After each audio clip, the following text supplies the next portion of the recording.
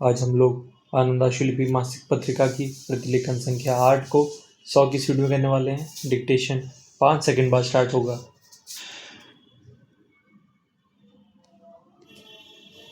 महोदय, उद्योग में प्रौद्योगिकी का बड़ा महत्व है और कई क्षेत्रों में तो इसका उपयोग अपरिहार्य है। उद्योग ने कई बार यह शिकायत की है कि देश में विकसित ज्ञान या जानकारी का उपयोग अभी करना संभव नहीं है, क्योंकि अभी तक इनका विकास इतना नहीं हुआ कि उत्पादन विधियों में उन्हें उपयोग किया जा सके। हमारी राष्ट्रीय प्रयोगशालाएं इस कमी को यथासंभव शीघ्र दूर करने के लिए प्रयत्नरत हैं।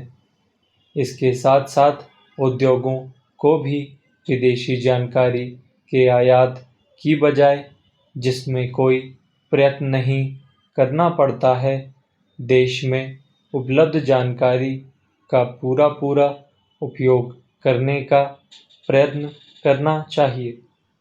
दरअसल राष्ट्रीय शोध संस्थानों में हो रहे कार्य के अलावा हमारे कारखानों में भी काफ़ी शोध कार्य किया जा सकता है।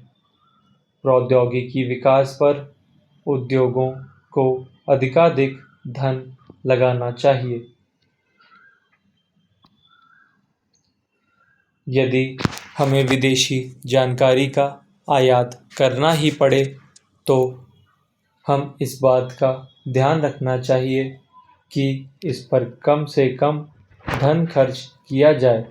औद्योगिक विकास मंत्री ने इस विषय पर स्थिति स्पष्ट कर दी है और मुझे आशा है कि इस विषय पर किसी प्रकार का भ्रम नहीं है। यह बात भी सीधी है कि जब एक ही या सीमित समय में किसी उद्योग में इकाइयाँ स्थापित की जाने की ज़रूरत हो तो विदेशी जानकारी को एक मुक्त और सभी इकाइयों के लिए साझे तौर पर प्राप्त करके विदेशी मुद्रा बचाने की संभावनाएं सोचनी चाहिए।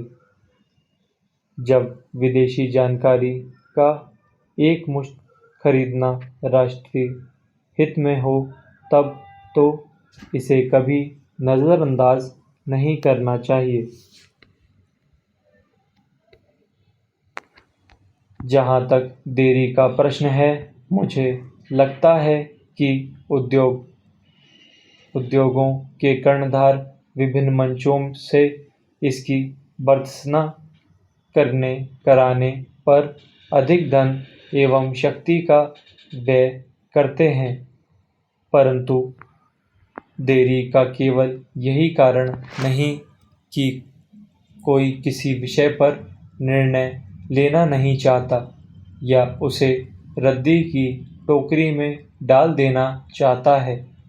कई बार इस देरी के कई अन्य कारण होते हैं। मैंने पहले इस मामले के सामाजिक एवं राजनीतिक पहलुओं का जिक्र किया है। हो सकता है कई बार कोई आर्थिक समाधान बहुत अच्छा दिखाई देता हो, परंतु उससे देश लंबे समय तक कठिनाई में पड़ सकता है। इतना ही नहीं, ऐसे निर्णय से देश में स्वतंत्र चिंतन पर आंच भी आ सकती है। ये चीज़ें आर्थिक समस्याओं के हल की अपेक्षा स्वतः कम महत्व की नहीं होती। स्टॉप।